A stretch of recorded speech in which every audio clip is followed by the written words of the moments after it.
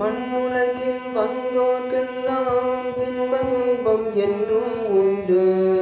தாயிழந்த துன்பம் போலே துன்பமாது ஒன்றும் இல்லை. பூமி என்ற தாயும் உண்டு, வானம் என்ற தந்தையுண்டு. நீங்கிடாத சொந்தம் என்று நீரு காற்றும் எங்கும் உண்டு.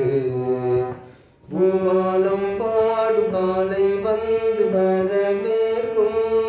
தாயின்றி நின்ற பிள்ளை தன்னை என்றும் காக்கும். நீ காணும் எல்லாம் உன் சொந்தம். ஆலோலம் பாடி அசைந்தாடும் காற்றே, அது கேட்டு தூங்கும் ஆவாரம் பூவே.